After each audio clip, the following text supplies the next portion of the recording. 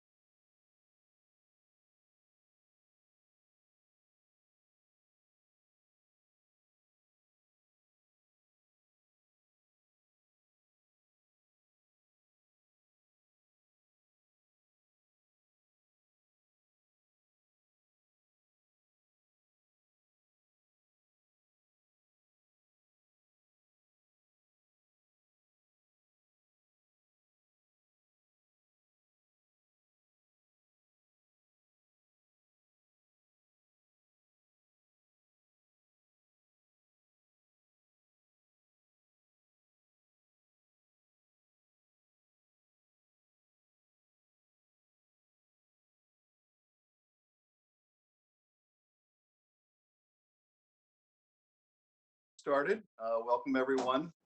This is the House Permanent Select Committee on Intelligence first remote hearing. Before we proceed to our topic today, the impact of the COVID-19 pandemic in Sub-Saharan Africa, I want to address some housekeeping matters. First, today's session will be conducted entirely on an unclassified basis. All participants are cautioned to refrain from discussing any classified or other information protected from public disclosure. Second, the committee is conducting this virtual hearing in compliance with House Resolution 965 and the regulations for remote committee proceedings. It is being broadcast live on the committee's website. Like many of you, I would have much preferred to hold this hearing in person in Washington, D.C. However, because of the threat posed by COVID-19, we remain serious and widespread. We are proceeding remotely in order to ensure the safety of our witnesses, members, staff, and the public. I had hoped that today's hearing would be a bipartisan one. Unfortunately, our Republican colleagues have decided not to participate. I hope that they will join us for future hearings, whether conducted remotely or in person. These hearings are official business, and I'm committed to continuing our work notwithstanding the pandemic, and members on both sides of the aisle should expect a busy schedule in the coming weeks and months. I want to remind members of a few procedures to help you navigate this new platform. First, consistent with regulations, the committee will keep microphones muted to limit background noise. Members are responsible for unmuting themselves when they seek recognition or when recognized for their 5 minutes. Because there are sometimes delays when muting and unmuting microphones, I would ask that members and witnesses allow sufficient time before speaking to ensure the last speaker is finished talking. Second, members and witnesses must have their cameras on at all times. If you need to step away from the proceeding, please leave your camera on. Third, if you encounter technical difficulties, please contact technical support through the channels established prior to the hearing. Our technical staff will work to get you back up and running as soon as possible. Finally, consistent with past practice, I will at the appropriate time recognize members for their 5 minutes in order of seniority, starting with those who were present at the commencement of this hearing. Thank you all for your patience as we navigate this new technology in order to continue serving our country in this unprecedented time. And with that, I'll now turn to the topic of today's hearing.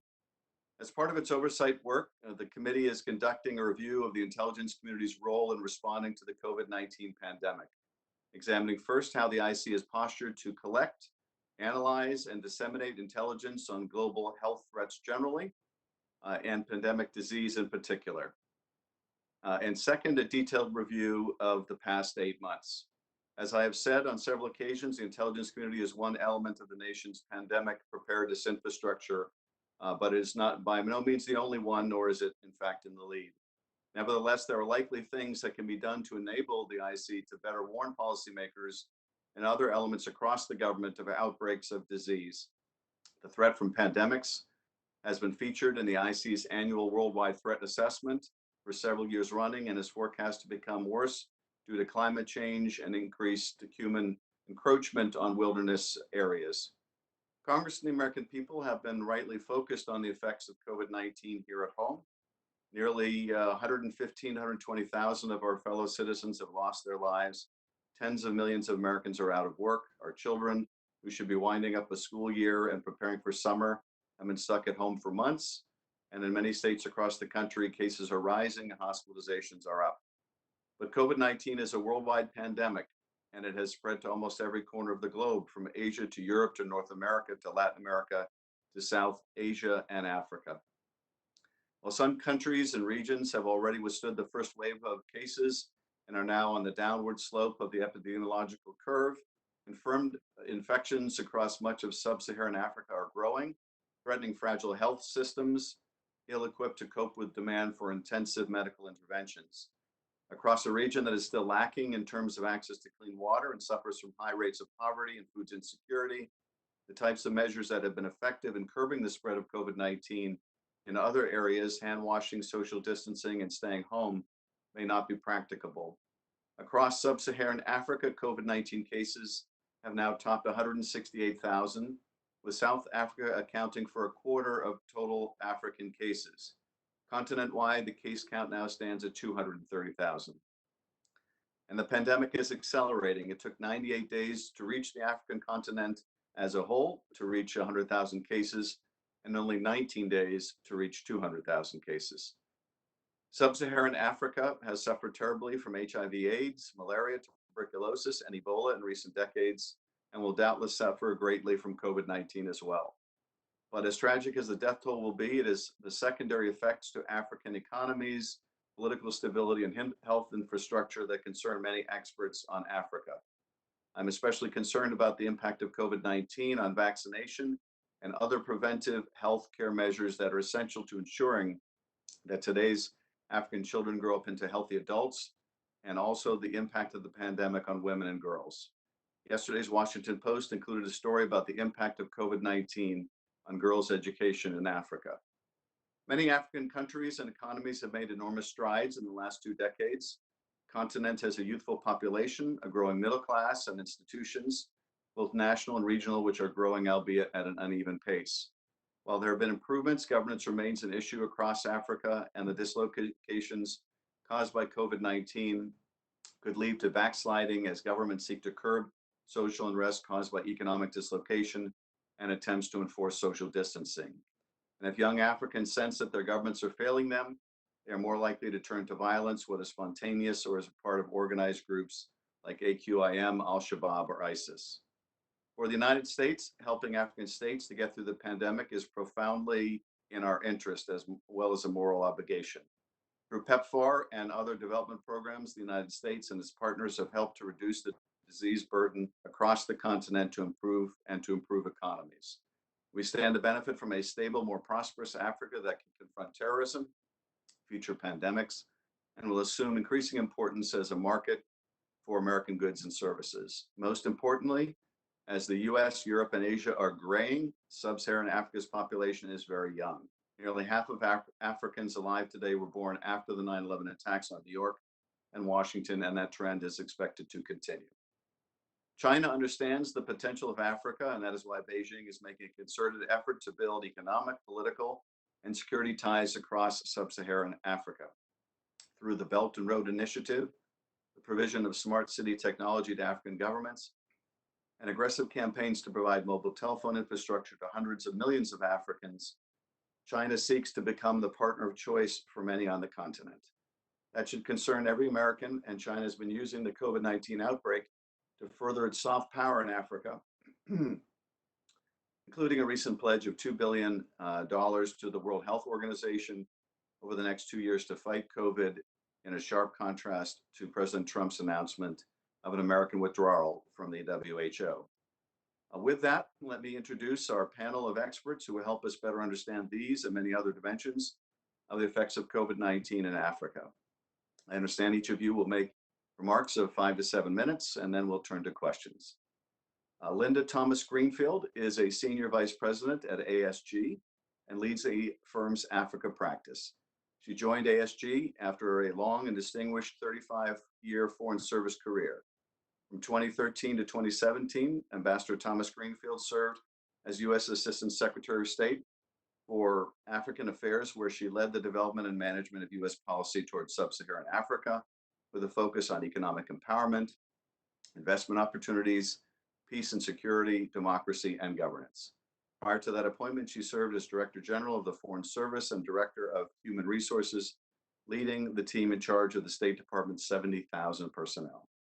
Her Foreign Service career also included an ambassadorship to Liberia from 2008 to 2012, and postings at the U.S. Mission to the United Nations in Switzerland, as well as in Kenya, Nigeria, the Gambia, Pakistan, and Jamaica.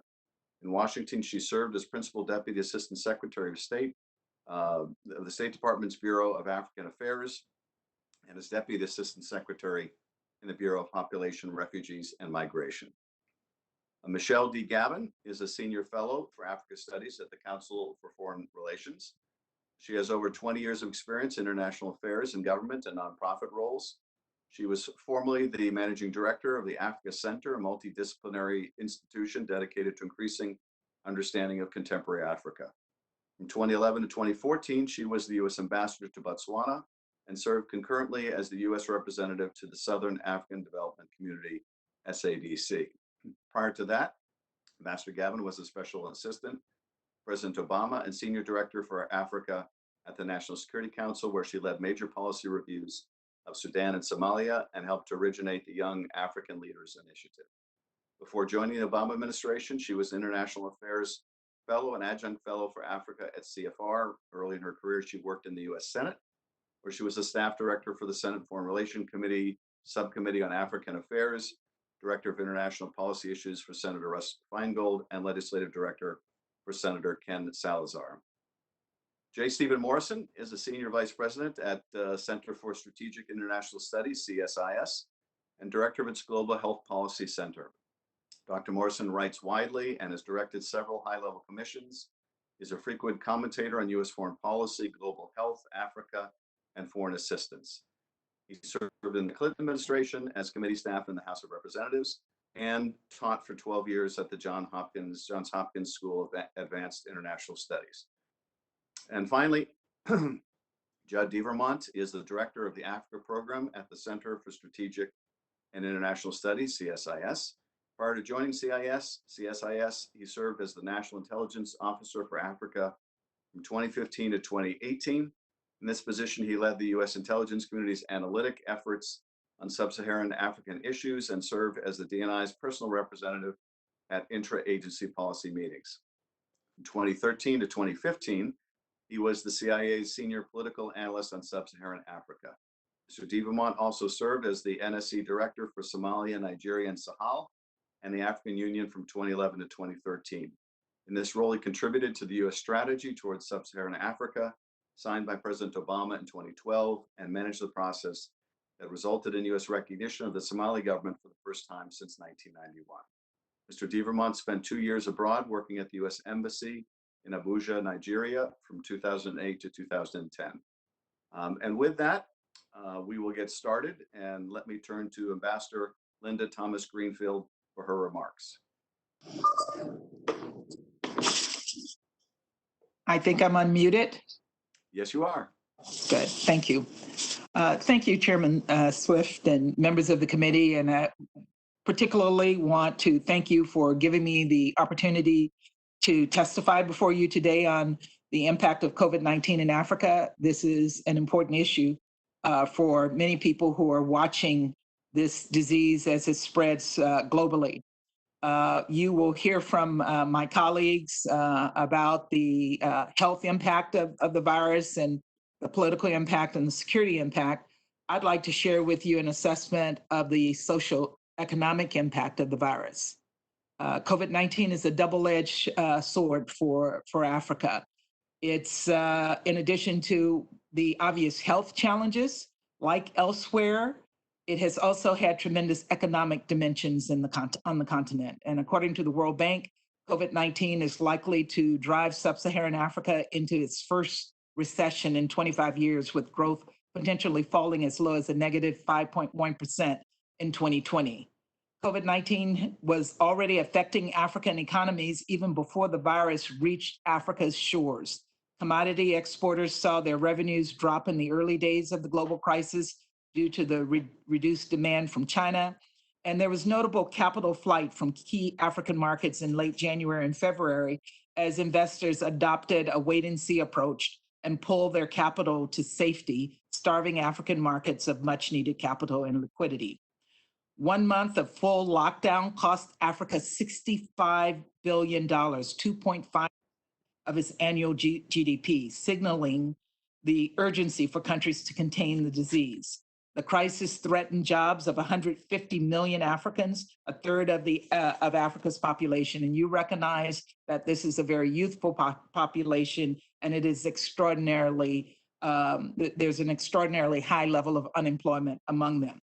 Tourism markets, which are really important to the continent's economy, were severely impacted. Kenya, South Africa, and elsewhere. Africa's airlines, maybe except for Ethiopian airline, are on the verge of collapse. Revenues due to the oil market crisis dwindled, bringing oversupply and reduced demand in global markets. And in March, the price of Brent crude oil dropped below the cost of production in Nigeria, which forced the government to reassess revenue projections down by about 50% and to begin a budget revision process. And we've seen some of the results of that budget most recently. There have been reduced remittances inflows into Africa. These are key contributors to the economy of the continent. The World Bank estimates that remittances to the continent are expected to fall by 23% this year, from 37 billion to 37 billion, from a high of 48 billion in 2019. Once COVID-19 made landfall in Africa, Governments acted swiftly to contain the virus. However, these necessary actions have highlighted the weaknesses of a heavily informal economy and exposed the weaknesses of critical production, supply, and value chains. 85.8% of Africans work in the informal sector, and they hustle for their daily bread on a daily basis. The informal economic structure does not gel with the necessary responses needed to flatten the curve. Actions such as social distancing and stocking of food supplies are just not possible. In the early days, many Africans pushed back on government policies, arguing that the hunger virus would kill them before the coronavirus. Food security is becoming a major concern as reduced agricultural output and fewer imports threaten to limit supply and increase the price of staple crops. Nigeria has depleted 70% of its national grain reserve over the past 3 months to ensure food supply. Unplanned healthcare spending due to the pandemic has compounded a crippling debt burden and will worsen the already precarious fiscal positions in many African countries. Many countries will now have to run significant budget deficits in 2020 to deal with the crisis. And given current levels of debt across the continent, many experts believe widespread debt relief or even forgiveness is critical to enable African governments to boost healthcare spending and effectively manage COVID-19. Announcements from the multilaterals, such as the G20 and Paris Club, that 40 African countries would be eligible to receive a total of $20 billion in debt service suspension until the end of the year are welcome. But current levels of direct aid to African governments are not sufficient to stave off a continent-wide economic distress. You mentioned China, sir. China needs to step up to the plate. Reports surfaced in May that China, the continent's biggest creditor, is seriously pondering delaying repayments of some $152 billion worth of African loans. And while we see this as a positive move, it falls far short, and calls for China to forgive Africa debt must be increased. What China has done is simply not enough to deal with the issue. Now, if I could just spend a few of my last minutes to talk about what we should be doing here in the United States, I'd like to make three recommendations among many that you will hear from us today and many more that we won't have time to talk about. But first and foremost, the U.S. needs to ease internal bureaucratic bottlenecks. While we have committed more than $1 billion to benefit the global COVID response, there are reports that much of that aid has been tied up in uncharacteristic delays nearly 3 months after the passage of the CARES Act. As a result, some key U.S. interventions are not reaching African stakeholders and communities. Second, Africa needs debt relief to enable the continent to focus on its economic recovery. We should support international partner efforts to enact an across-the-board debt standstill for African countries. Financial assistance from multilateral organizations and official bilateral creditors, including temporary debt relief, will also be needed. The U.S. can use its leverage in the international financial institutions to encourage support for Africa's recovery and more sustainable debt over the medium to long term. And in addition, the Secretary of State will be meeting with China. I saw in the press this morning, we should use that opportunity to pressure China to also step up its efforts. And finally, leadership.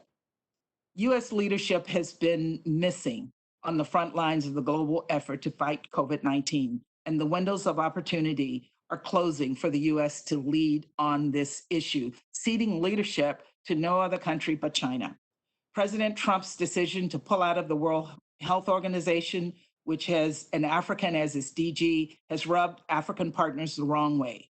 However, there is still room for the U.S. to reassert its global leadership and lead mobilization on a comprehensive intergovernmental and multisectoral response to deliver an economic support package to support Africa.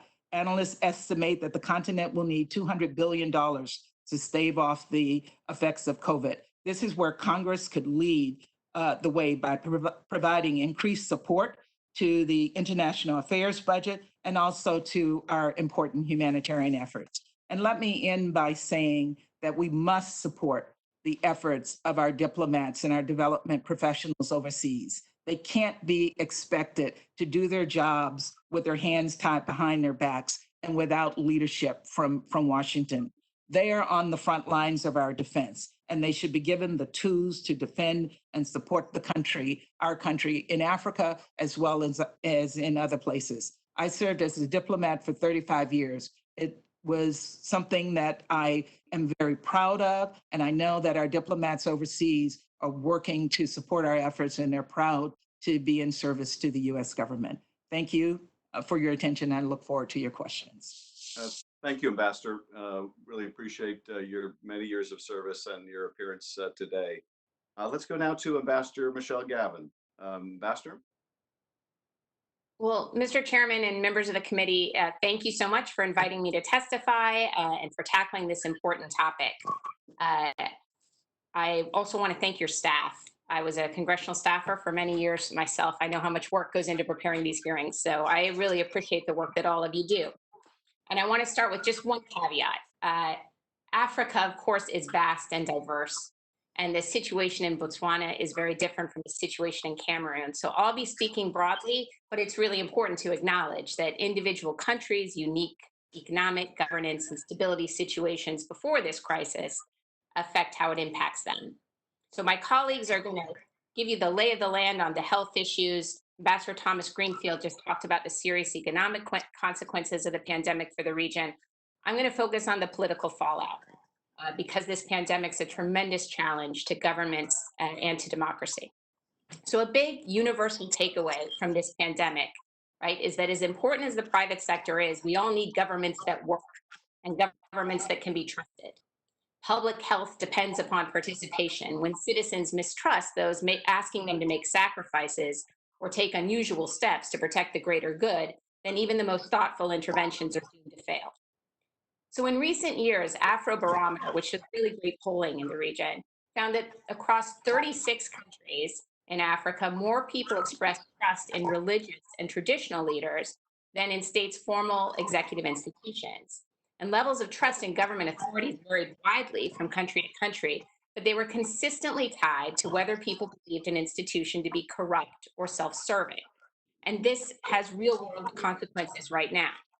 So to take one example, some religious leaders in the volatile middle belt of Nigeria have claimed that the virus is a hoax deployed to suppress the practice of Islam. Now, it's important to note this met with pushback from other Muslim authorities alarmed about the risks of this kind of conspiracy theory.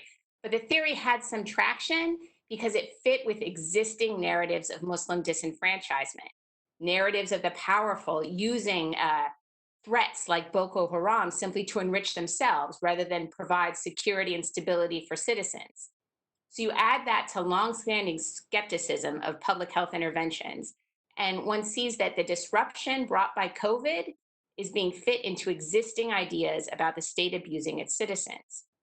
In Ethiopia, which has been undergoing a major political transformation and experiencing significant instability, the pandemic has forced the postponement of elections that had been scheduled for August, essentially until a time of the current government's choosing. Now, the delay may make practical sense, but it's fodder for those who distrust the intent of the federal government. So if you're expecting a power grab and expecting to be disenfranchised, this looks like what you were expecting, regardless of the actual intent. And the consequence may be more instability, and imploding Ethiopia is very dangerous indeed. Just looking at elections alone, it's more than just Ethiopia. So delays can certainly appear self-serving to incumbents, but for those willing to forge ahead with polls despite the public health risks, like leaders in Guinea and the late president of Burundi, it's forced opponents to choose between either asking their supporters to engage in a risky exercise or declining to participate. And it provides an opportunity to avoid the scrutiny of observers. In almost every scenario, democratic legitimacy suffers. So there's some truth to the idea that COVID-19 is a gift to authoritarians because the draconian social controls that may be required to respond to highly contagious infectious disease can be used as cover to justify crackdowns on opposition politicians, manipulation of vital humanitarian assistance, especially food aid, and the emergency overriding of mechanisms meant to prohibit private gain at the public's expense. These are all trends one can find in Zimbabwe, for example. where opposition protests have led to arrests for violating lockdown orders, where the ruling party maneuvers to distribute food aid under its banner, where the government was recently compelled to cancel inflated contracts with a medical supplier allegedly linked to the president's son. Or, excuse me. While the crisis can provide convenient pretext to authoritarians, it can also expose the gaps between the way the state is supposed to function in service to its citizens and reality in practice. A global health and economic crisis can't be intimidated out of existence by a strongman, and where security forces have killed civilians in the course of operations intended to enforce disease control measures, as has happened in Kenya and Uganda and in South Africa, they feed resentment of state authority. I want to flag, particularly for this committee, that these issues of trust and how they play out are tremendously illuminating. The reaction to COVID-19 can tell us a great deal at a fairly granular level about who is trusted, who is not, where voices of authority are found in different societies, whether it's popular musicians putting public health messages to music, community radio stations busting myths about the virus, or religious leaders guiding behavior change. This moment helps to map out authentic influence, and that helps us understand these places a lot better. And the reaction also points to where societies are especially vulnerable to misinformation and manipulation. Social media is a major source of information about COVID-19 on the continent. It's ahead of radio and television in recent polling in South Africa, Nigeria, and Kenya. And in these societies, just like in ours, social media can fuel the spread of inaccurate information, stoke grievances, and create flashpoints in a charged environment. Long-standing concerns about Africans being used as unwitting experimental subjects for medical science, or the target of shadowy agendas aimed at covertly suppressing population growth, can be activated and harnessed to other agendas at a time of crisis when trust is in short supply, and it's worth paying close attention. So when I look at what all of this means for the future of US-Africa relations and US interests, I come away with 4 broad, interrelated conclusions that have implications for US policy, and I'll go through them very quickly. First, there can be no doubt that the United States' credibility, the appeal of our own governance model, and the perception of our capacity for global leadership have been tarnished. Our own shambolic response to the pandemic has created a sense, as one very respected civil society leader in East Africa said to me, of a state in decline. All of our flaws are on global display. And this, of course, has only been compounded by the horrific instances of police brutality in America and the realities of systemic racism that they expose. So the United States has a lot of work to do to reassert some leadership in pursuit of a more just and stable world. And you'll hear great recommendations about what we should be doing to assist with debt, to assist with urgent health needs, to play to our strengths on food security. But it's also important that we speak frankly about what has gone right and what has gone wrong in our own country and model what transparency and accountability can bring to the table. Second, the United States should work to support the forces protecting democracy and the rule of law. And that means working with civil society to help them fight abuse of emergency powers, track COVID assistance spending, and ensure that accurate and reliable information is available. We should deploy meaningful resources to focus on conflict prevention and track indicators of increasing unrest where the pandemic has stoked suspicion and tension. And we should work with other partners to push for inclusive political dialogues that can provide a framework to move societies toward revised electoral calendars. Third, our obsession with pinning the blame for the pandemic on China is self-defeating in the African context. It's absolutely true China is going for broke and asserting its leadership, but our dire warnings merely look self-serving. And abandoning organizations like the WHO only cede the field to Beijing. And finally, the assertive leadership coming from Africa that's unified, specific, savvy, and direct about African interests will probably outlast the pandemic, and this is to be welcomed. The United States will need to find some ways to reorient its policy and practices to meet this kind of assertive leadership, identify some lessons learned from the crisis, and pursue reforms to international institutions to operationalize that learning. And this will mean creating more space for African equities in the institutional architecture, but it also means more meaningful and fruitful partnerships with Africans. Thanks so much for the opportunity. Thank you, Ambassador. Mr. Morrison.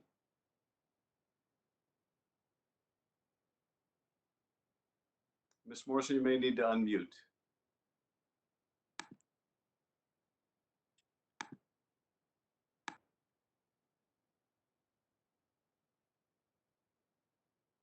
Mr. Morrison?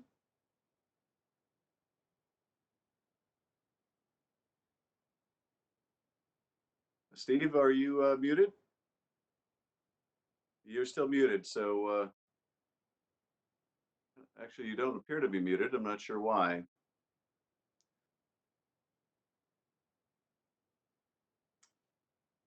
See if I can summon some help on my end.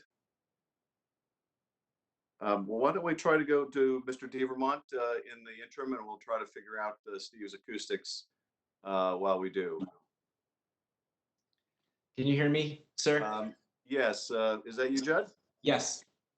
Yes. Go ahead. Okay. Chairman Schiff and distinguished members of the House Permanent Select Committee on Intelligence, thank you for the invitation to speak on the importance of COVID-19 in Sub-Saharan Africa. The COVID-19 pandemic is a health, economic, political, and security crisis unfolding in a period of heightened geopolitical competition. It presents significant risks to the US and to African countries. I plan to focus my opening remarks on the security and geopolitical dimensions of the disease, but I'd like to briefly echo some of my colleagues' insights on the economic and political ramifications. The COVID-19 pandemic is throttling African economies, erasing the gains made during the region's slow and steady recovery from the global economic slowdown in 2014 and 2015. And while I've been impressed with the rapid expansion of social welfare programs, arguably the most significant unfurling of social safety nets and worker protection since the early post-independence period, it has been insufficient to quell unrest stemming from the disease. While crime is down, reports of domestic abuse are up. There have been protests and riots related to COVID-19, at least 567 instances between February 19 and May 16, 2020, according to the Armed Conflict Locations and Event Database, also known as Applaud. The pandemic is also straining the region's democracies and potentially strengthening the region's autocracies. While there's a range of responses across 49 countries, the region's governments face really three distinct tests on governance, leadership, and democratic practices. How these governments will meet the challenges will shape their short-term stability and their long-term trajectory. First, how do you deliver basic services, sustain livelihoods, and enforce lockdowns during a pandemic? The region's democracies have actually managed quite well, but they're still under fire. South African President Ramaphosa, who I believe has done an exemplary job, has still had to apologize for missteps and appoint an ombudsman to investigate allegations of police abuse. Second, how do you showcase effective leadership when your political class is uniquely vulnerable to this disease? 21 out of 49 African heads of state are over 65 years old, and therefore it's at high risk for severe illness from COVID-19. At least 19 cabinet ministers, 3 of South Sudan's 5 vice presidents, and several legislators and governors have tested positive. Burundi's President Pierre Nkurunziza, who died last week, allegedly of a heart attack, almost certainly died, or at least many observers believe he died from COVID-19, and that has plunged the country into a constitutional crisis. Finally, how do you balance the trade-offs between democracy and public health? As Ambassador Gavin noted, there's a number of elections still on the books for the rest of this year, including in Malawi next week. And the COVID-19 outbreak presents an opportunity for leaders to strengthen their grip on power, exploiting health restrictions to suppress turnout or even delay voting. In March, Guinea's President Alpha Conde proceeded with a controversial referendum to secure a third term in office, despite boycotts and the absence of observers. Shifting to the security landscape, African extremist groups are outmaneuvering distracted and overstretched domestic and foreign security services. If these trends continue, Sub-Saharan Africa is at risk of losing ground following years of CT advances alongside regional and international security partners. Unlike their brethren in Europe, ISIS branches, Al-Qaeda affiliates, and Boko Haram are not pausing operations or practicing social distancing. Indeed, there's been an uptick in attacks. According to Applaud, there has been a 28.5% increase in violent extremist events in the region between mid-March and early May. For example, in March, insurgents kidnapped Malian opposition leader Somalia Cisse, Boko Haram killed 92 Chadian forces, and ISIS-linked militants conducted simultaneous attacks in 2 district capitals in northern Mozambique. Just this past week, ISIS West Africa has been on a rampage, attacking key towns across northeast Nigeria and killing over 100 people. In Cote d'Ivoire, at least 10 soldiers were killed during an attack on a military post near the border with Burkina Faso. While African security forces and international partners are not retreating, as evidenced by the recent death of AQIM leader Drukdal, it is true that domestic forces are busy dealing with lockdowns. Some international partners are already repatriating their peacekeepers, as we've seen Ireland do in Mali, or they're just dealing with COVID-19 outbreaks within their own security forces. 4 soldiers within France's Operation Barkhane and 30 Ugandan troops assigned to the peacekeeping deployment in Somalia have tested positive. These combined stressors are unfolding during a period of heightened geopolitical rivalry in Sub-Saharan Africa. The US, China, and other external actors are responding for altruistic and global health reasons, but as the committee knows, they are also doing so to advance their strategic interests in the region. The US is mainly focused on financial contributions, whereas China, through Jack Ma and the Chinese companies, has mainly focused on supplies, masks, test kits, and PPEs. It is uncertain whether either country's approach is having the desired geopolitical effect. African leaders have expressed a deep satisfaction with both the US and China. Nigerian and Ghanaian officials have dressed down Chinese diplomats for racist treatment of Africans in Guangzhou. While they've welcomed Jack Ma's donations, African legislators and officials are asking hard questions about Chinese corruption, investment, and presence in African countries. For the US, African leaders have slammed President Donald Trump for his statements about WHO Director General and former Ethiopian Governor Minister Dr. Tedros. Across the continent, there's been an uproar over the murder of George Floyd by police officers in Minnesota. While this is far from unprecedented, African admonishments of foreign partners have rarely been as forceful, sustained, or public. African officials are probably becoming more confrontational, in part because they fear of pushback. They fear a failure to push back and deflect attention from current crisis will heighten domestic public anger in the wake of the disease mounting death toll and economic devastation. I believe this new assertiveness is unlikely to fade. As Ivorian President Alassane Ouattara declared, there's been a selfishness on the part of industrial nations for decades. There's limited scope for this to trigger a major overhaul of bilateral relations. That's because of deep structural, economic, and security ties. But I do believe the region is going to prioritize partnerships with countries that they judge to be responsive, respectful, and competitive. Let me just end with 5 key recommendations for the US to help their African partners and as well as restore our leadership in Sub-Saharan Africa. First, as my colleagues have mentioned, we need to be in charge of we need to lead the global response. Our failure to lead has undercut coordination and fueled a wasteful war of words between the US and China, which has tainted the image of both countries. It's not too late to step up.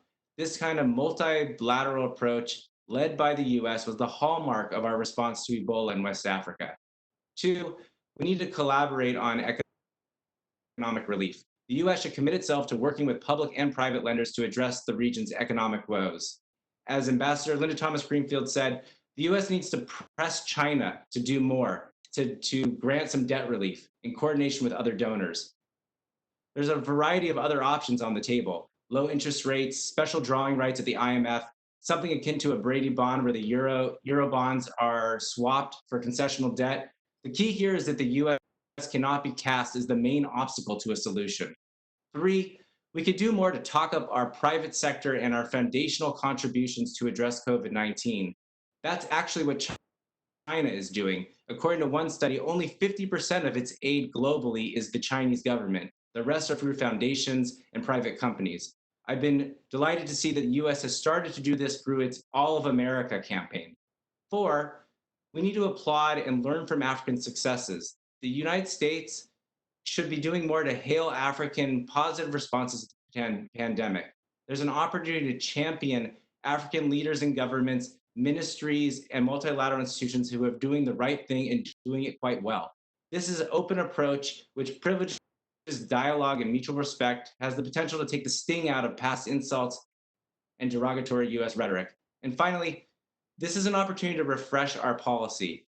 The COVID-19 pandemic is a once-in-a-generation opportunity to reimagine U.S. policies, programs, and public diplomacy. The disease's urban profile underlines that we should rebalance our investments toward African cities. The U.S. military engagement on the front lines of fighting COVID is a reminder that our security partnerships are more than just about counterterrorism. And creative embassy public service announcement videos and Zoom town halls are tantalizing preview of what a modern and inclusive public diplomacy program could look like. Thank you so much. Thank you very much. Mr. Morrison, why don't we try again and see if we get your audio working?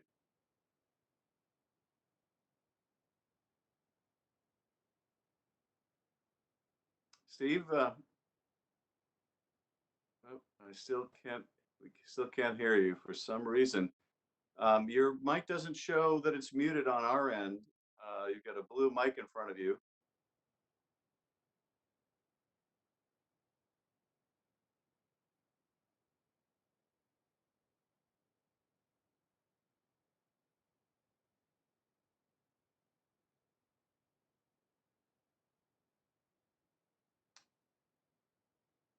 So we still can't hear you. Well, I wonder if we should try having you sign in again, or worst comes to worst, we can have you call in rather than use the video link, and we can probably hear you by dialing in. So why don't we do that? I'm going to let my staff interact with you directly, and we'll, in the meantime, begin with some questions. My apologies, Mr. Morrison, but we'll get this worked out. All right, let me start, if I could, for any of our witnesses who can be heard. The current pandemic began in China. It's certainly possible that the next pandemic may begin somewhere else. If a pandemic were to begin or a virus were to begin spreading in Africa, what level of confidence do you have in our ability to identify that taking place? What kind of transparency do you think we would find? How country dependent is that? Given that there was not much transparency out of China in some very critical early days and weeks. So how would you assess the threat of a pandemic coming from the African continent? Can I start? Sure. You know, I am very confident that should such a pandemic start in Africa, we would have tremendous cooperation. I look back on the situation with Ebola in West Africa, where we were on the verge of a pandemic with 3 countries being affected and concerns that it could impact the entire globe. But because of strong efforts by those governments, as well as cooperation by the international community and leadership by the United States, we were able to bring that under control in a very short period of time. And while more people lost their lives than should have in this crisis, fewer lost their lives than could have had there not been an effort, a partnership with the international community. A couple of things came out of that I think are important. One, the Africa CDC that was already in development actually became much stronger. And we've seen the Africa CDC be extraordinarily responsive in this current effort. And African countries have been responsive. I happened to be in Liberia in early March. And when I arrived in Liberia on March 3rd, my temperature was taken at the airport. Hand washing stations were in front of every single public building that I visited. And that was long before the crisis was declared a pandemic. So I think we can be confident in Africa, despite their limited infrastructure, their budgetary challenges, their capacity challenges, that they would be extraordinarily supportive and cooperative in an effort to stem a pandemic that might start on the continent.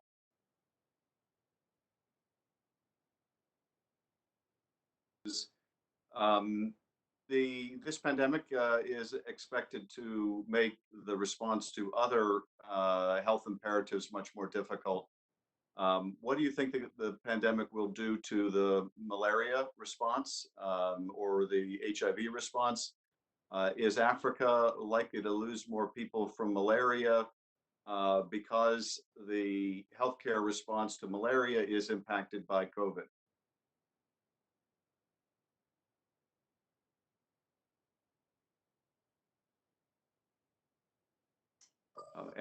Anyone? I'll start since no one else. I think we did see some backsliding in terms of health care across the continent because of the requirements for COVID.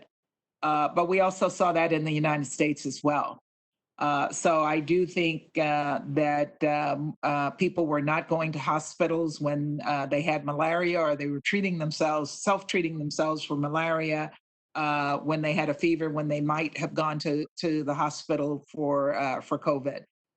Many people were unable to get their antiviral drugs for HIV because of COVID. So I do believe there was a negative impact. We saw that across the continent, and I think it's something that we have to be watchful of in the future. Okay, thank you, Ambassador. Let me move to Mr. Himes. We're still working on Mr. Morrison. I think we may have a workaround if Mr. Morrison is able to keep his video on, but nonetheless calling on his cell phone. We might be able to get audio through his cell phone. But in the interim, Mr. Himes. Thank you, Mr. Chairman, and thank you to all of our witnesses this morning, this afternoon. I just have one question, and I'm not quite sure who to direct it to, but it relates to something that a couple of you have touched on, which is likely scenarios with respect to sovereign debt in the various African countries. It looks like if you look at the literature a year ago, people were worrying about a sovereign debt crisis a year ago, pre-COVID, and now obviously hard currency availability and all sorts of other things have gone dramatically south. So my question is, a lot of the debt is owed to the private sector, so it's not necessarily multilateral or owed to other countries. My question is, what should we look out for in terms of the intersection of debt that is not likely to be serviceable, and therefore, a country is going to need a restructuring with all of the potential turmoil that might entail, with what's the intersection of that intensity with likelihood of political instability and likelihood that political instability could generate more extremist violence? What are the hotspots we should keep an eye on? And in as much as anybody wants to speculate, what are things we could do, knowing that a lot of that debt is owed to the private sector and to China, to try to alleviate that challenge? Sir, I'll try to answer that question. I do think the debt problem right now is severe and serious and deserves attention and engagement from the U.S., in part because if the African countries are able to pause the servicing of their debt or even have some relief, they can direct that money towards the things that would be stress relievers to the outcomes that you're talking about. Getting better Forex, getting food at a lower price or subsidizing it, and addressing some of the social welfare programming that they need to do right now, as the rest of the world does. I think one of the challenges right now on commercial debt is that the Africans are pressing for debt, but they don't want it to affect their credit. And so there's a real, I think, conundrum here. Even if we got the commercial sector, the private sector to relieve some of their debt, Africans are very concerned that their sovereign rating would go down. So it's going to take a number of creative collaborations between the US and the private sector to try to find a way around this so that their debt is relieved, or it at least suspended, with not affecting their credit rating, which we as a government have been encouraging them for a very long time to actually build on. I'm less worried about how the debt is going to affect insecurity as much as I am sort of the downstream effects on it, what kind of cost cutting they have to do on other issues like food prices. And food prices often is a corollary to unrest, whether we're talking about the 79 rice riots in Liberia or the more recent case of spiking bread prices in Sudan that has led to public unrest. Thank you. Thank you for that. Do any of the witnesses want to answer the other part of that question, which is, are there particular hotspots, particular countries where you could see an intersection of a debt crisis with political instability? Any countries we should keep an eye on? I would take a stab and just, Judd finished with Sudan. I would keep a really close eye on Sudan, where they were already squeezed with a really limited kind of fiscal space, right, for a new transitional government to deliver any kind of relief to the population that rose up to oust the odious regime that was there before. And this crisis and the kind of overall economic environment only makes that worse. It's an incredibly fragile transition. And if civilians can't demonstrate that they can improve quality of life for people, it really does give the military actors in that kind of not so happy arranged marriage of a transitional government the upper hand. And that's something that I would be very concerned about. And if I could add, I would add Ethiopia. Ethiopia was on the precipice of reform with a very reform-minded government. We saw some of the reforms taking place. They were on the verge of an election, and that election was delayed. So I worry with and Michelle mentioned that in her remarks, with the delay of the election, the uncertainty of what is coming next politically in the country, that Ethiopia is a country also that we should keep a very, very close and watchful eye on. Thank you very much. I'm out of time. I think we have a workaround with Mr. Morrison, who will be speaking over his phone, but you'll be able to view him. You may need to use the grid view, though, to see him, as the WebEx may not pick up his audio. Mr. Morrison? Thank you. Can you hear me? Yes, we can. Great. Thank you. Thank you so much. Thanks for the chance to be here today. And Chairman, thank you so much also for your prior help to us, your leadership on combating misinformation campaigns against vaccines, and the support you've given us to the CSIS Commission on Strengthening America's Health Security. These issues around misinformation, weaponized social media are front and center in this particular crisis, both at home, Africa, and elsewhere. It's a huge problem we're going to have to face. I'm going to skip ahead to in the interest of time, I'm going to skip ahead and cover some of the key recommendations that we've developed here. First, while I'm not here to lobby for specific provisions, I do wish to urge that the next emergency pandemic measure moved by Congress address urgent international concerns of issue here today. There's a white paper that was assembled by the U.S. Global Leadership Coalition, Interaction in the One campaign, which called for at least $12 billion commitment to meet emergency humanitarian needs and the health response needs to the virus and associated operational costs in Africa and other low-income countries. These are very urgent needs, and they have only grown since that original commitment. In addition, there's a stark need to begin early to bring forward U.S. commitments to cover a significant share of the cost of production and distribution of a vaccine in Africa and in other low-income countries once that becomes available. Advocates have called upon the U.S. to make an early forward commitments at upwards of $15 billion. The U.S. the estimated cost in aggregate for global distribution is somewhere between $25 and $65 billion. And we need to make action early on that. I also want to press that the U.S. should take up trying to forge an international agreement that 5% of the first doses of the vaccine be reserved for healthcare workers, frontline workers, migrant populations, and those whose health is acutely fragile across all countries in the world. Experts estimate that would require 250 to 350 million doses. Second recommendation, the U.S. not lose sight of the ongoing need to sustain U.S. commitments, both bilateral and multilateral, in HIV/AIDS, tuberculosis, malaria, polio, reproductive health, family planning, immunizations.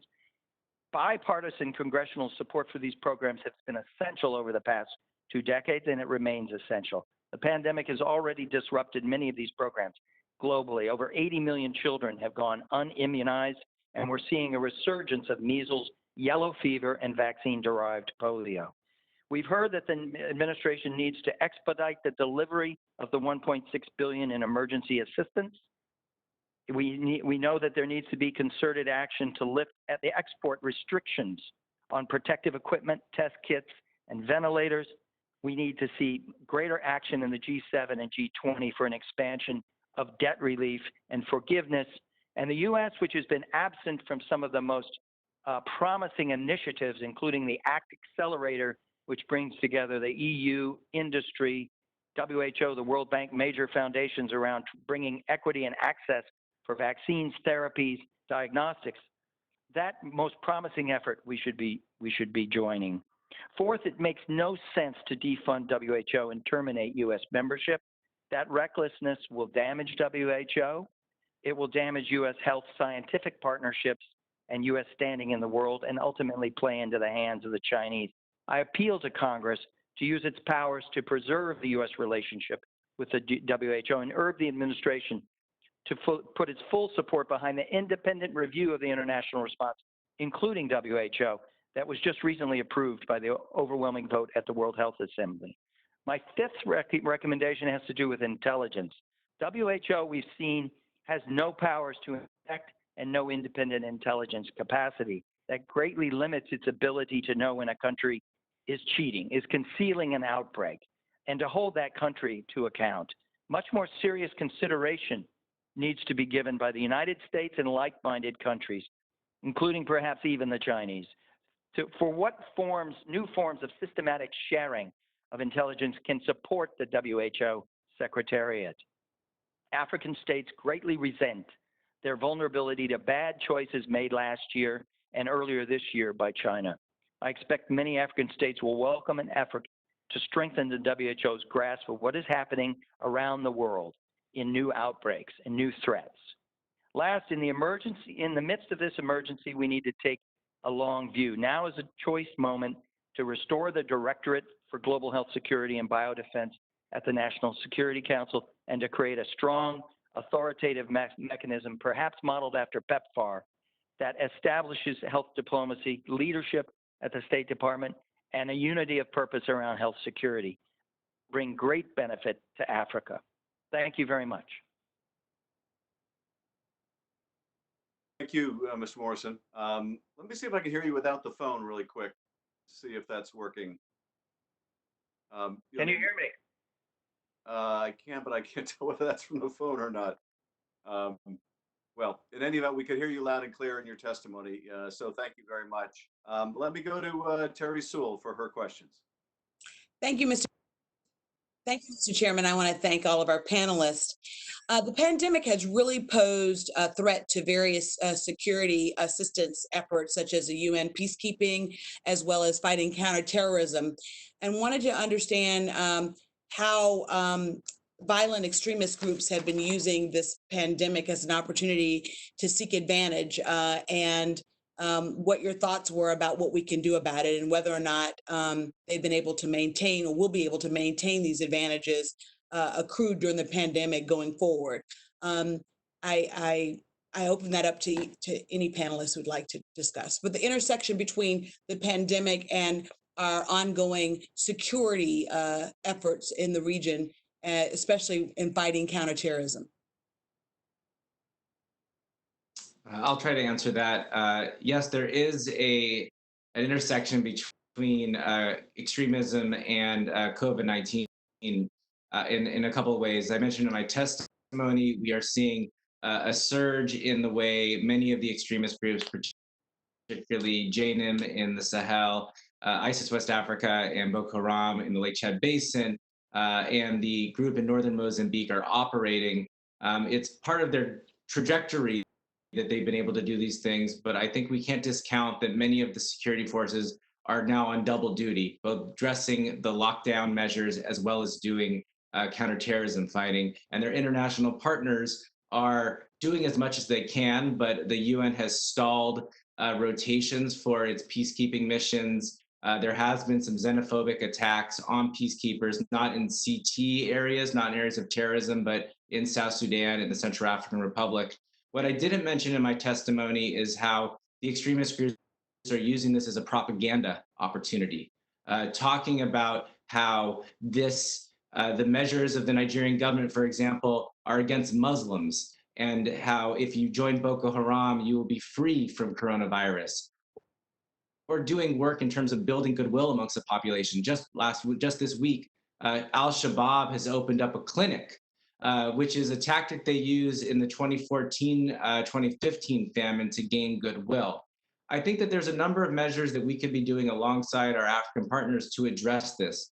First is, as we've seen in Somalia and Kenya, is employing religious leaders to counter these narratives, as Ambassador Gavin mentioned. Second, there may be some purposeful opportunities to use contact tracing, border closures, and other methods we're using for the health to actually deal with counterterrorism. So it is a challenge right now, but I think that there are opportunities to stem their growth during this period where governments are doing a number of other things. Other question is, how have other nations, former colonial powers such as Russia, China, the Gulf states, Turkey, India, have been using the pandemic to enhance their influence in the region? And how effective has that been? Ambassador Thomas-Greenfield? I think that many of them see the opportunity to move into Africa. They don't have a colonial history, none of them, but I would kind of put them in the neo-colonial category of relationships with Africa. And they see an opportunity to push their agendas, an opportunity to criticize us as they see what is happening here in the United States and how we're responding. And they're using that narrative to encourage closer relationships with Africans. We're seeing the Russians move in even before Corona to Central African Republic, providing security there. The Turks are making a lot of efforts in Somalia, and I think increasing those efforts. And I think all of these things bear watching, but more than watching, they require a proactive response from us and others in the international community. And that response is not there for the moment. Ms. Gavin, do you want to add, Ambassador Gavin? Oh, sure. Well, I completely agree with what Ambassador Thomas-Greenfield has said. I think that we do see a number of these actors playing up donations of PPE and medical supplies, right? Seizing the moment essentially to present themselves as critical alternative partners. And I think one of the things that I see is that playing this kind of transactional game is a real loser for the United States, right? We've created a scenario where the world has watched us involved in, bidding against ourselves for access to equipment, not participating in major multilateral fora about ensuring adequate access to vaccines. And what that does is create a situation where it's sort of an everyone for himself, who's got something on offer today, very ad hoc transactional way of building relationships. And it's not in our interest because it doesn't play to any of the US's strengths. So I think it's a really important question to ask. But what it reveals also is the leadership gap that Ambassador Thomas-Greenfield and others and Judd have spoken to. Thank you. Thank you, Mr. Chairman. Thank you, Mr. Quigley. Thank you. Thank you all for participating. Let me ask you in a manner of a deeper dive. You touched on this, but We have a country where I'd say the majority are very, very skeptical of foreign aid. And if we can't appeal to their hearts, how do we appeal to the American people's minds? When Upton Sinclair wrote The Jungle, he said, I appealed to their hearts and I hit a little lower. How would you message this to a skeptical town hall of why it's in the American people's interest to deal with the capabilities of addressing the virus in these areas of Africa?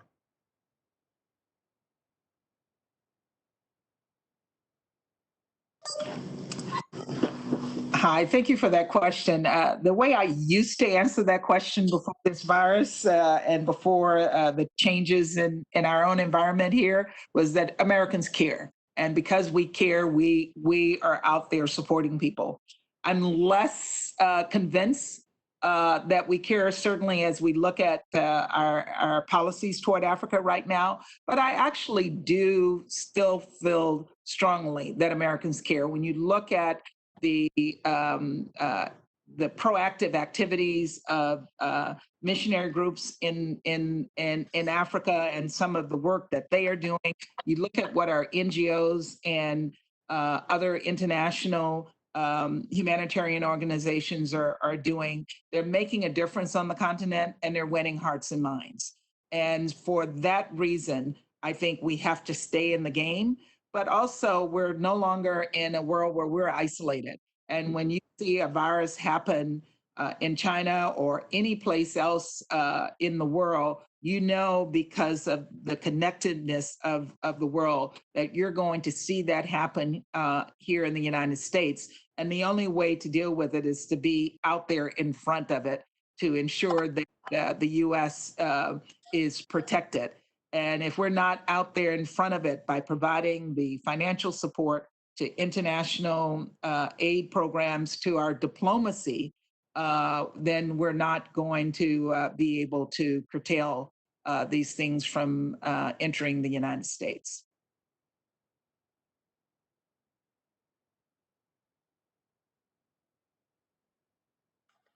Michelle, I saw you nodding your head during part of that. Your thoughts? Well, I couldn't agree more. I think, there's almost nothing better than infectious disease to explain to a skeptic why you can't really write off big swaths of the globe as just not mattering to you, or imagine that what happens there can never affect you, your own sense of security. But I also think, a lot of Americans maybe haven't wrapped their minds around the fact that in, 2034, right, one in every 4 people on the globe will be African. Right, there's a huge demographic shift underway, and so there's the downside risks, right? If you don't pay attention, there's the risk of infectious disease, of instability that sort of metastasizes into organizations that have global reach and threaten our interests. But there's the upside as well. These are new partners, these are new markets. There's no way to address major global challenges like climate change without African partners. There's no way to do it. So I do think kind of a reset in imagining that Africa is incredibly remote, but also reminding people that there's a lot to be gained from a peaceful and prosperous set of African partners. Thank you. I yield back. Mr. Swalwell. Thank you, Chairman. And first, I was hoping that perhaps Ambassador Thomas-Greenfield could address whether COVID has slowed down China's One Belt, One Road initiatives as it looks to Africa. Absolutely, it has slowed it down. It hasn't stopped it, but it has certainly slowed down because China is dealing with its own crisis internally and domestically. And there are lots of questions inside of China about whether China should be expending the kind of resources that it's expending on the Belt and Road Initiative when they have problems at home. But that said, the initiative is moving forward, just in much slower than in the past, and it is having impact when you look at the infrastructure under Belt and Road that is now on the continent of Africa, the railway system in Kenya, in Ethiopia with Djibouti, their work on ports. It's making a difference. And I think the Chinese clearly see that it's making a difference. So I don't see them stopping that. They just may not be able to deliver as rapidly as they intended to deliver, which gives us time also to look at what we might do to support Africa on rebuilding or building from scratch their infrastructure. And as we look at China's efforts to export 5G, does this crisis give us any leverage to go back to some of our African country allies and just talk about the risks of giving so much information over to the Chinese? You know, I think Africans are concerned about giving information over to the Chinese. They're concerned about giving information over to us.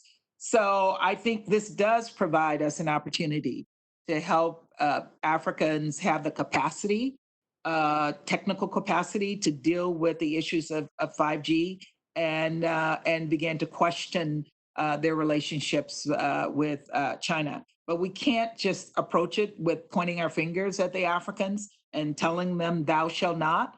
We have to approach it in a much more strategic way with giving them the data and the technology that they need to respond so that they can respond in a way that benefits them, but is also in our national interest. Great.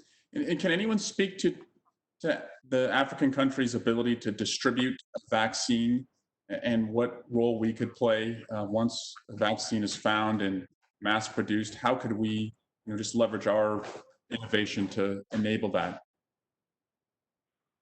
I'd like to take a cut at that. Please go ahead, Ms. Morrison. There's a lot of action underway right now, Congressman, to try to win agreement, win consensus across governments, international bodies, implementers, industry, around the norms of distribution so that low-income countries have affordable access, equity, and transparency. The most significant initiative in that area has been led by the EU and the WHO, the Bill and Melinda Gates Foundation, something called the ACT Accelerator. That group grew out of a G7 initiative. It had a very successful fund pledging action May 4th that raised $7.5 billion to get field trials for the major vaccine candidates completed. And now it is campaigning hard around making sure that those big bets on the vaccine developers, which are now about 10 that are in human field trials, that there's consensus around dedicating certain portions to low-income countries. And there's been big progress made lately in getting agreement, for instance, with the AstraZeneca, which is proposing to produce 2 billion doses of its vaccine and having those apportioned around the world and setting up manufacturing sites that are distributed around the country. So it's quite amazing to me the level of open sharing and dialogue that has happened in the last 2 or 3 months around these issues. The United States has been largely absent from that. China has made symbolic appearances here or there, but the drivers of this are Bill and Melinda Gates, the Wellcome Trust, WHO, the European Union, and the major industry folks that are developing these vaccines. The door is open for participation by others, but the norms have changed for sharing, transparency of data, protocols, new ideas, and planning ahead. It's going to take $25 to $65 billion to manufacture and distribute vaccine to reach herd immunity around the world. It may be 1 dose, 2 doses of the 7.8 billion people in the world. We're going to need to get to at least 5.6, 5.7 billion.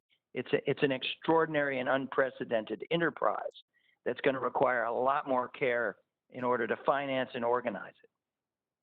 Thank you, and yield back. Thank you, Mr. Castro. Thank you, Chairman. Thank you, ambassadors and Mr. Morrison, for your testimony today.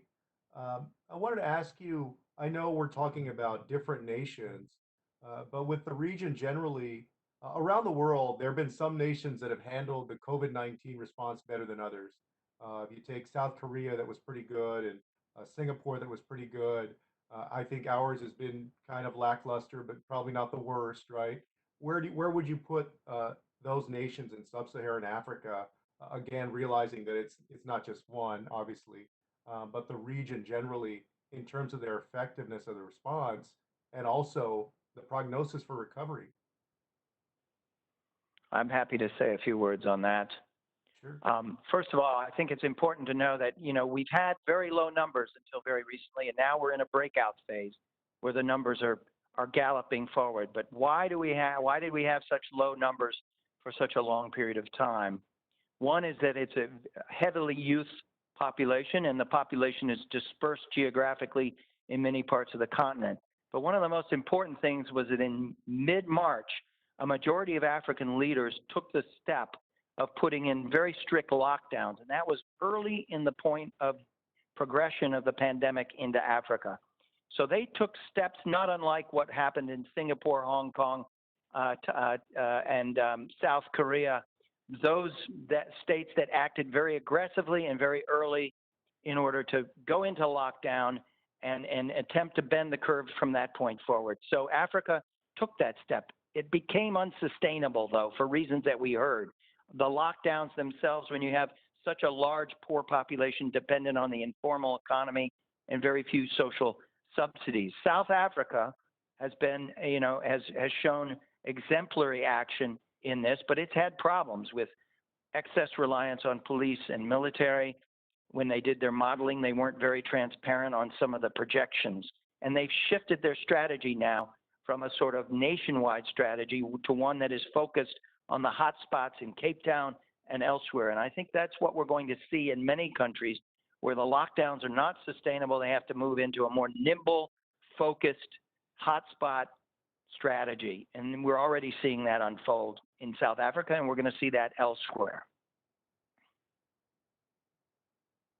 I guess a second question I would have is I want to ask you about the effect of George Floyd's murder and how that's being received in sub-Saharan Africa. I know that everybody's been on lockdown, so travel's been cut off, and you probably haven't been over there recently. But in terms of your perception, based on your expertise and what you have heard, what has it done to the image of the United States?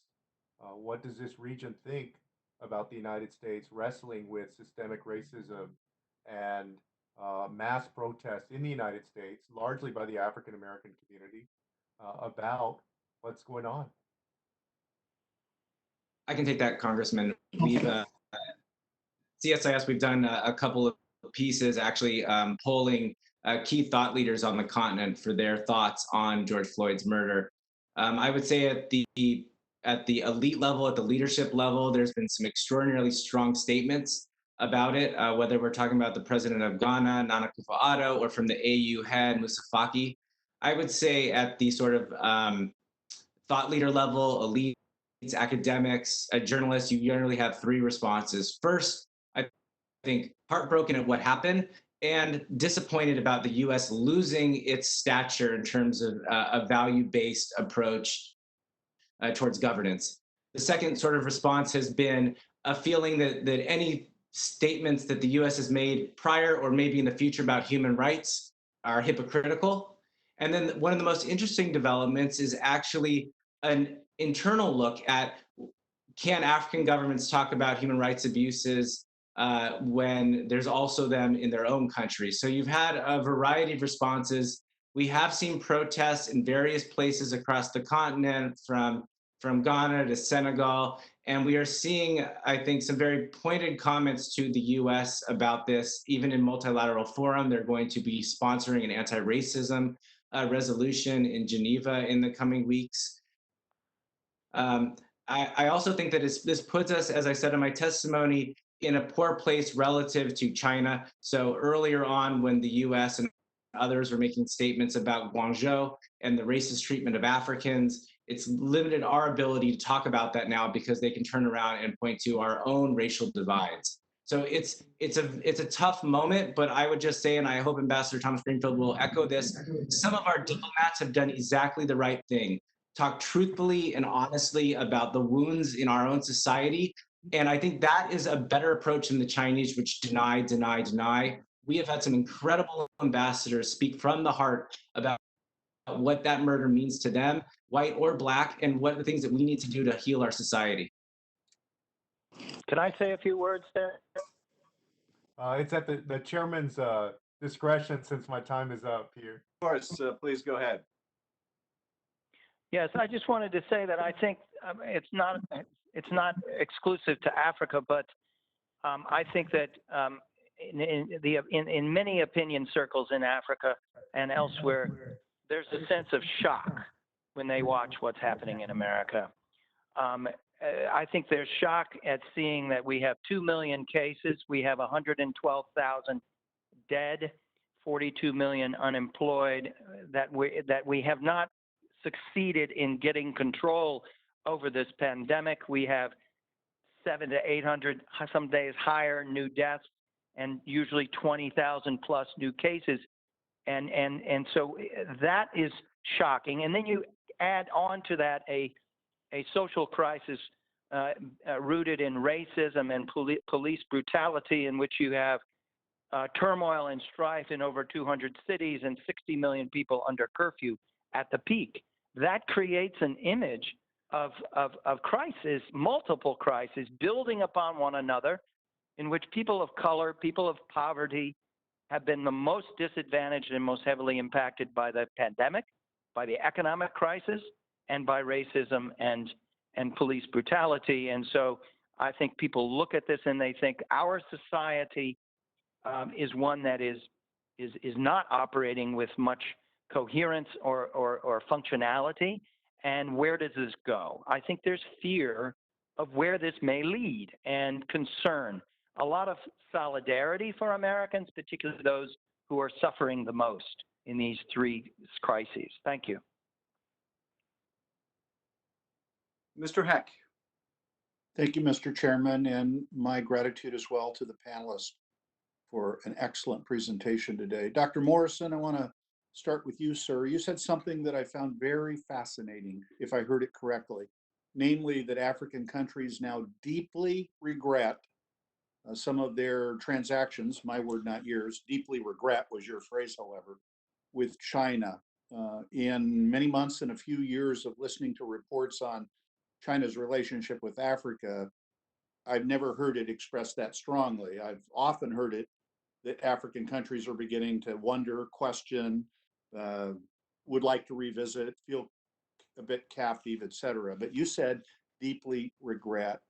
And I'd be very interested in having you give a little color to that and be more specific, if you will, to help us understand that characterization. Name names, which countries, what kinds of transactions, and how widespread do you think that regret is, if I heard you correctly, sir? What my point, Congressman, my point was that many African leaders and citizens resent what has happened in this most recent period. And what I mean by that is that you had a period, an unknown period of at least 6 to 7 weeks at the end of 2019, in which this virus existed and was spreading rapidly within Hubei province, Wuhan and the surrounding Hubei province. And for political reasons, that news was repressed. And that it only was disclosed to the world December 31st after much critical time had lapsed in which it could spread wildly, which it did. And that afterwards, there were decisions taken that delayed the sharing of specimens, delayed the entry of external scientific expertise and the like. And those in Africa and those in neighboring Asian states and elsewhere look at this and ask themselves, where is the accountability here? If you have a country as powerful as China, but which is the place where many of these dangerous pathogens originate for reasons that we can get into, and yet when that happens, we have little insight or visibility into what is happening and little ability to weigh in, and yet the victims of this are those that are the weakest with the lowest capacity to deal with this. So African states today find themselves on the precipice of a major catastrophe with very, very weak defenses. That's what I was getting at, is there is no accountability and transparency when you have these dangerous pathogens emerge for countries that willfully choose to repress that knowledge at that critical moment when it's essential to intervene very quickly and with maximum aggression to repress and contain that. So, Dr. Morrison, perhaps I misunderstood you. I heard you say deeply regret, not resent.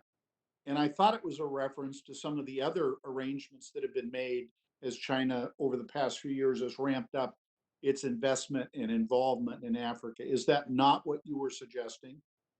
Well, no, I may have misspoke. I meant to say resent, but there is regret and there is misgivings that some of our other experts here are deeply familiar with, which has to do with the terms of the compacts struck in Africa under the Belt and Road, and those terms with respect to the quality of what's delivered, the debt load that comes with it, the relinquishing of sovereign control over natural resources and borders and critical decisions on infrastructure. All of those things eat away. I have limited time. I want to make sure I understand this. Are you then suggesting that this awareness over those unfavorable terms and conditions for those arrangements is in fact growing both in breadth and depth in Africa vis-a-vis the relationships and transactions with China? Is it beyond? I think it has been growing. I think it has been growing for some time, Congressman, and I think this pandemic aggravates that, further magnifies that. Good. Thank you very much. I yield back, Mr. Chairman. Thank you. Thank you. Let's go to Mr. Welch. Thank you very much. It's been a tremendous panel. You know, one of the dilemmas we have is that you've laid out, I think all of you, very compelling and straightforward recommendations about how the U.S. can be a constructive force here. But it all presumes that there's an interest in the government, A, to play a role, and B, to be a constructive force. As Gavin had mentioned, that there's playing the transactional game as a loser. And of course, you know, we have right now an administration where it is all about transactions, number one. Number two, where there's essentially a view that government doesn't work and diplomacy doesn't work, and they set out to prove it every single day. So I take your advice as wise and good counsel to us in Congress to do our level best to accomplish that in policy. But I'm interested in your reactions about in the world that we have now with our government as it is. What constructive things can we do given what we all know are the limitations at the administration level, and where the administration is so fundamental in the execution of foreign policy and the sustaining of a commitment. So maybe we can start with Ambassador Thomas-Greenfield. Good, thank you. You know, interestingly, what is missing from all of this, sir, and thank you for the question, is interactions and diplomacy. And diplomacy goes a long way in bridging those gaps in those relationships that just need the person-to-person contacts. And that has been missing in Africa. We're having very few high-level visits to the continent. When I look at the Chinese president going to Africa on a yearly basis and senior Chinese going to Africa, and despite all of the issues that we were discussing in the previous question, the Chinese are constantly working to engage. And we also need that kind of engagement and to show respect to African leaders by bringing them here and having discussions with them and giving them the opportunities to share with us what they see as their priority needs but also to hear from us what we can do to assist them.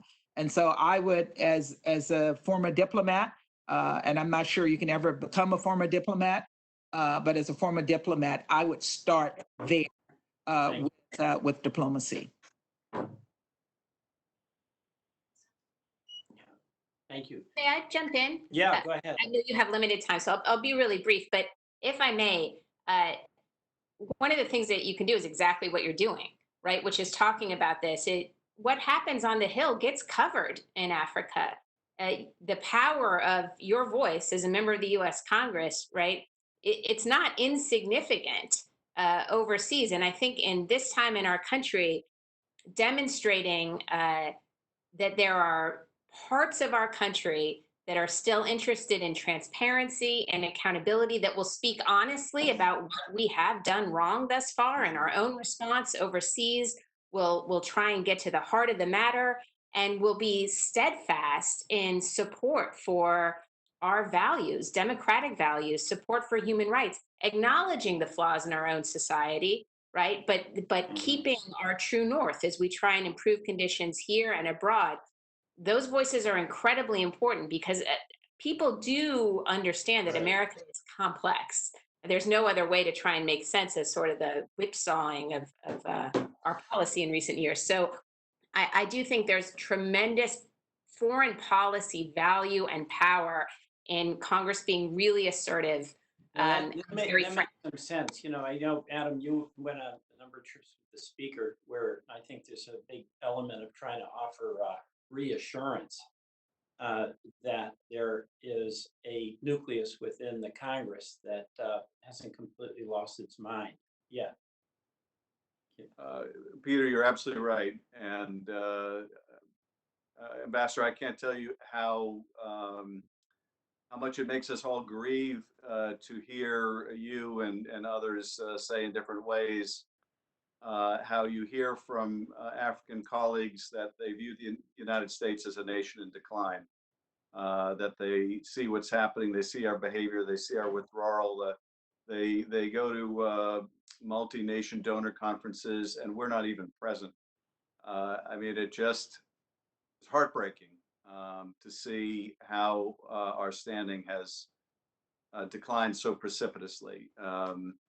Not irremediably, but nonetheless very precipitously. And but your thoughts and your recommendations, we will very much take to heart and hope to turn that around. Let me go to Mr. Maloney. Thank you, Mr. Chairman. Thank you for convening a great panel, and we appreciate the discussion very much. Most of my questions on the primary subjects have been answered, but we're also sitting here during Pride Month on a day when the Supreme Court has issued an historic ruling for those of us in the LGBT community.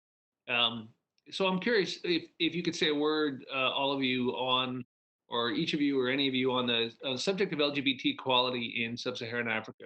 Where are we, and how? What's the state of play? I mean, those of us who travel internationally and who focus on these things are always struck by the fact that there is literally nothing in the way of structure or support, legal or otherwise, nonprofit, anything for LGBT communities in many countries around the world. Maybe you could say a word on that today. If I may start, I think there's a lot of progress to be made, but it's not being ignored overseas. When I served as Assistant Secretary, it was always on our agenda in our discussions with African leaders. I recall on President Obama's trip to Africa in 2016, he raised it with the government of Kenya. He raised it in the context of his discussions at the AU. So people on the continent, and particularly the LGBT community, know they have support here in the United States. I'm on the board of the National Endowment of Democracy. We have funded through that board organizations that are looking at LGBT rights on the continent of Africa. We have encouraged and worked closely with civil society.